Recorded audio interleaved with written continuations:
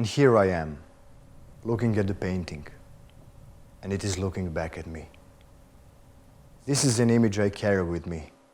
Always in my heart, it has remained with me all through my high school years in Zemun, during my German language studies in Graz, while painting in Zagreb and experiencing Paris boulevards and museums. Through every window of my house, when I looked as a small boy and now that I'm a grown man, the image is there.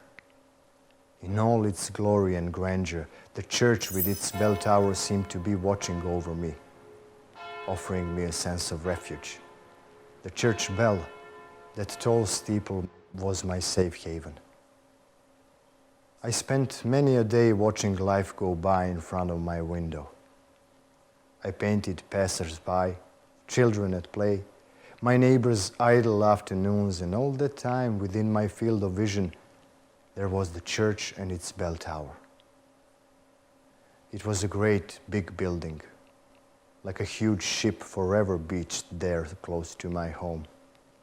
As I got older, spent more and more time away from home, upon its return I expected it to shrink somehow, or that would at least be my impression of it.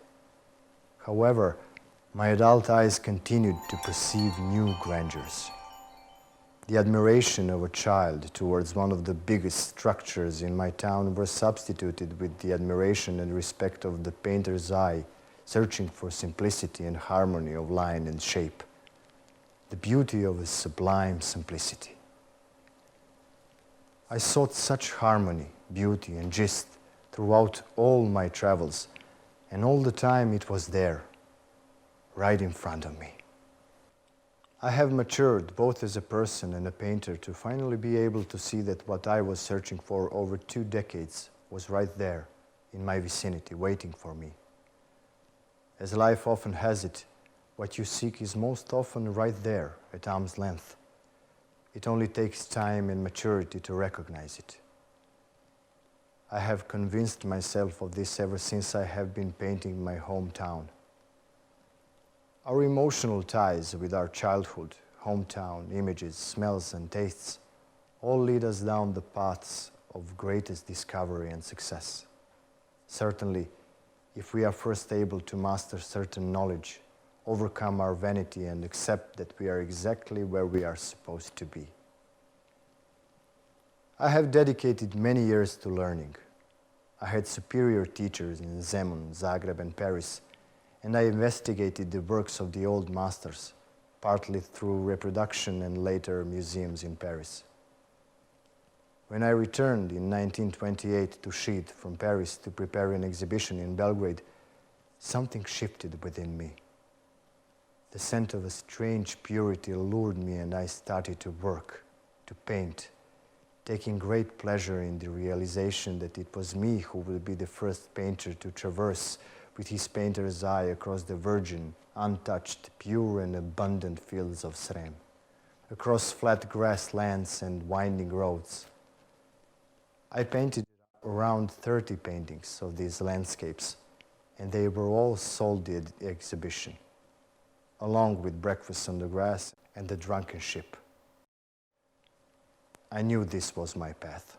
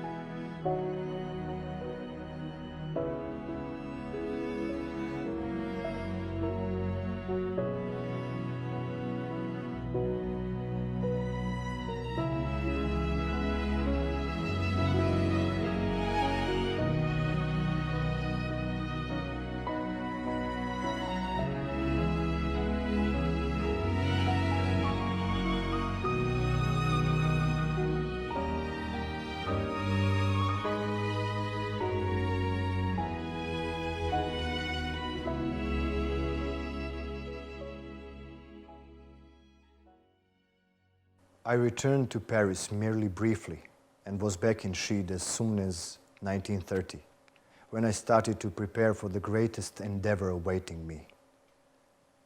I will reach my goal here at home. I will master my own style, the only way I know how and am able to do. My parents had supported me all my life in my efforts, and I was sure that they would continue to do so in Šid. I painted tirelessly, planned my great exhibition in Belgrade, which I realized in 1939. I presented 410 paintings, almost all painted in Šid. The exhibition was a success. I received mostly praise and the sale was good. I sold around 110 paintings, which, bearing in mind the dark clouds forming overhead, the beginning of the war, was a success. I returned home, equipped myself with materials because it was my great desire to open a gallery in Šid where I would exhibit the paintings that I had painted here. My mother supported the idea. Where could they be better understood and experienced but here where they were made, among the fields and paths, the dust as fine as powder, the landscapes basking in the sun that I believe does not shine anywhere as it does here in Srem. I delved deeper into my work, painting several paintings at a time in my studio. I had already made sketches in nature, and before the sketches, the image had already taken its time to form in my mind.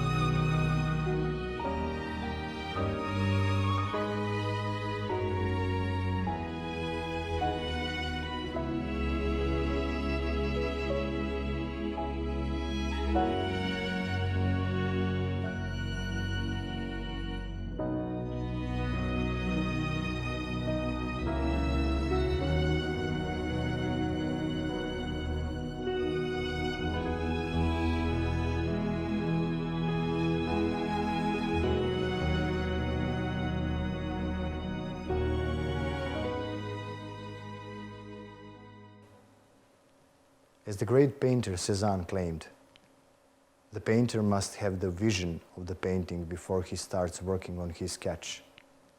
And this is what I did. I did not imitate nature. I painted my imaginings of nature. I created my own image of the world in the way I thought best, and it was only your observing eyes that I wished to please. I do hope I succeeded in doing so. The image I forever carried within me, this view from my window, has helped me most in accomplishing this. If you take your time looking at this scene, you will see much more than the architecture of a church. With a little imagination, The church bells takes on the form of an owl, wisely observing me with its two black eyes.